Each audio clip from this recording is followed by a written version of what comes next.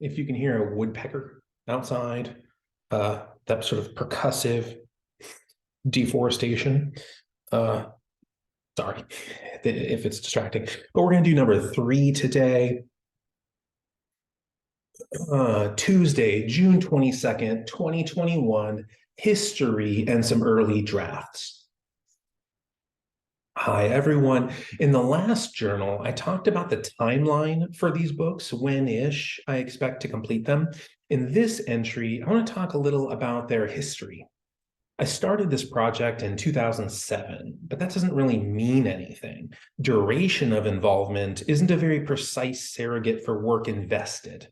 Consider distance. How far is it from Hartford to Boston? Hour and a half, maybe 2 hours. That answer only works if you're in a car and you don't stop and the traffic is sparse. It's nonsense to a vagabond with a shopping cart. A similar phenomenon applies to musical instruments. When people tell me how long they've been playing guitar, I've played for 25 years. That tends to be a pretty poor indicator of achievement. Many of these multi-decade maestros don't even know a scale, so after 25 years of dabbling, they're still beginners. With that in mind, I started this project in 2007. Isn't consistent with the reading on its odometer. After the first 5 years, I'd put about a mile and a half on the shopping cart. Every few months, I'd write a paragraph or draw a picture, a few keystrokes here, some scribbles there, until I eventually amassed a small collection of chapters, maybe 20. And all were terrible but one. There was a single mediocre, neither embarrassing nor exceptional, rough draft. I posted it online, then parked my cart for several years, didn't do anything to it, didn't even look at it until early 2019 when I decided to finish what I had started. I got to work tidying the old chapters, nurturing their sentences as though I were rearing children. By May, I had produced my first 6 infants, if you count the barely edited version of the Lily Maid draft I had previously posted. On August 18th of that year, I put them all online. Here they are. Now, if this is the PDF, these are all links you can click on and see the stories. Epistle of Mundus, 21 Tales from Charwarg, Letter from Lur to Firth, Essay on the River Valen Origin Myth, Diary of a Lily Maid, The Three Sailors. Their grit ranges from 200 to 300, a reference to the previous journal entry, meaning the writing is still coarse at times, and the names of most characters and many locations were just placeholders. I'll fix this later. Was mumbled a lot as I wrote. But the roughest part of these drafts is that their narratives fit the original outline, which has since undergone a lot of change. After posting this batch of chapters, all from book 2, I put further tidying aside to replot the entire 5-book story arc. In doing so, I modified the bread pan, the outline, so much that these 6 loaves can't fit back into it. But baking them was a necessary chore. It allowed me to identify the dents in the pan. Okay, so that's it for this one. But before I close out this screen, these links here to the stories, some of them are still in the book and others are not. Others are just practice drafts. The Three Sailors, that one is still prominently featured. It's a little bit different in the final book, in book 2. Diary of a Lily Maid. So I'm going to show you the artwork from both of those in just a minute. Diary of a Lily Maid, it's sort of out. It's possible that I'll bring it back in a totally different form, but it's like an alternate on the kickball team. Essay on the River Valen Origin Myth, that's still in a different form, slightly different form. Letter from Lur to Firth. Firth isn't even a location. That was just a placeholder. 21 Tales from Charwarg, in but unrecognizable in its in form, in its book 2 form. Epistle of Mundus, you can see the final version of Epistle of Mundus, which in Latin is, I believe, pronounced Mundus, but in my book it's pronounced Mundus for a very specific reason. You can see the final draft of that one as compared to this draft. But okay, let me begin by showing you. So I think it's important to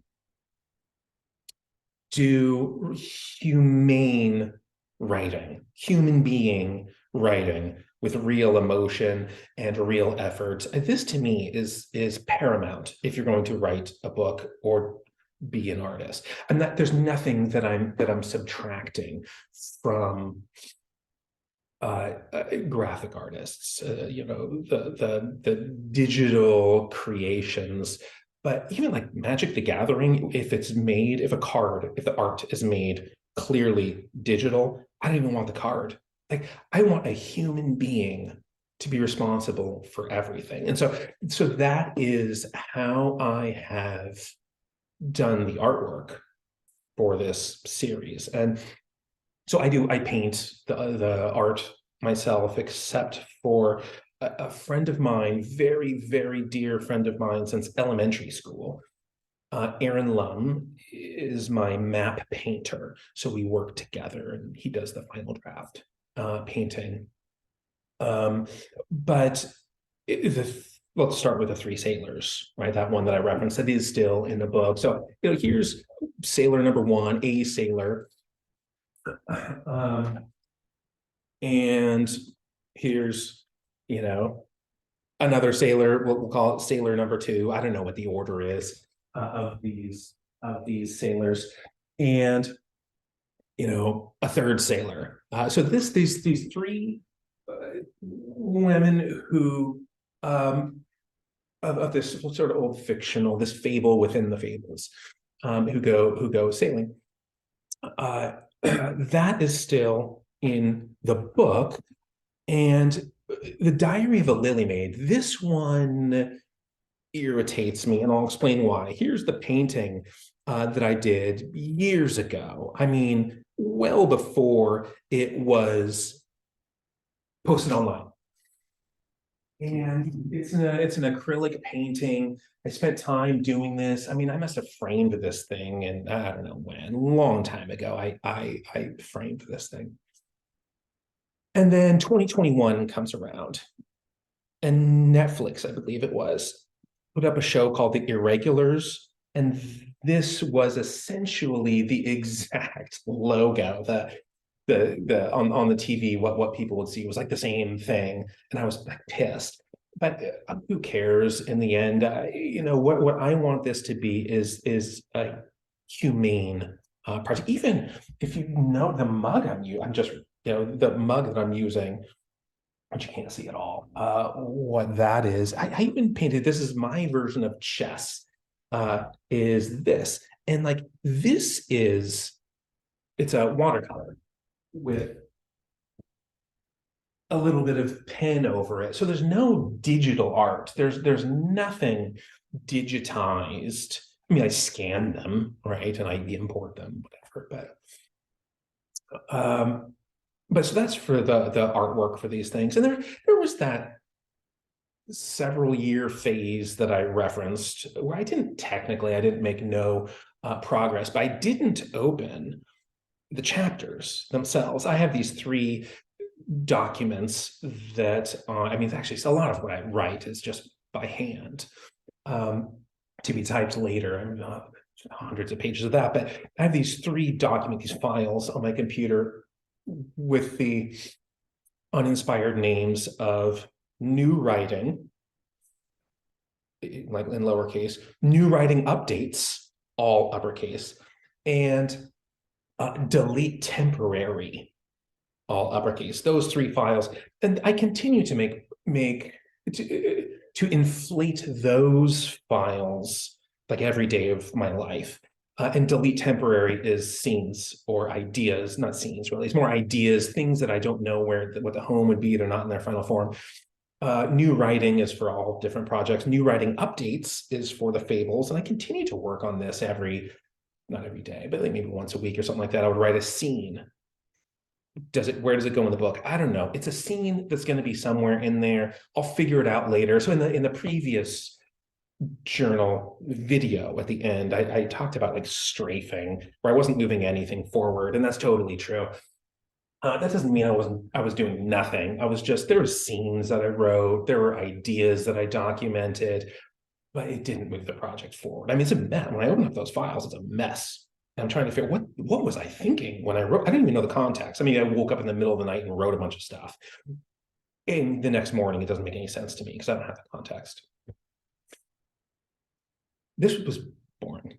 I'm sorry. Not all of these are going to be this dull. I promise a lot of these journals in the future are going to be more interesting or relevant or whatever.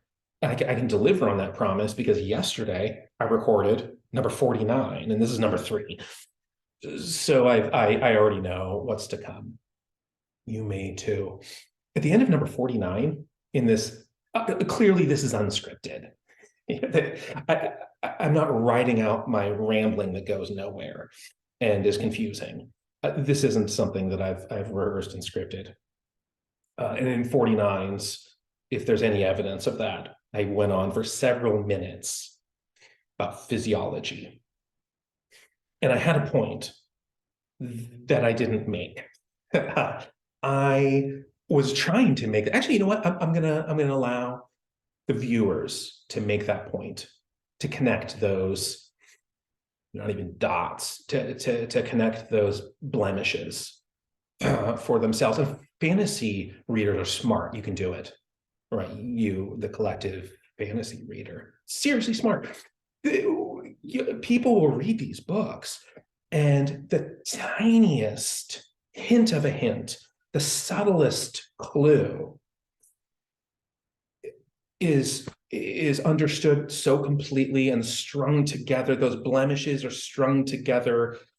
A fantasy reader can dig up a bone, not a body, right? Can dig up a tibia and perform an autopsy and understand the cause of death. And beyond death, like they can divine the future. But fantasy readers are smart. I feel like that was the only good point of the day. So I'm going to end with that, and I will see you shortly. I hope happiness happens to you today. Bye, everyone.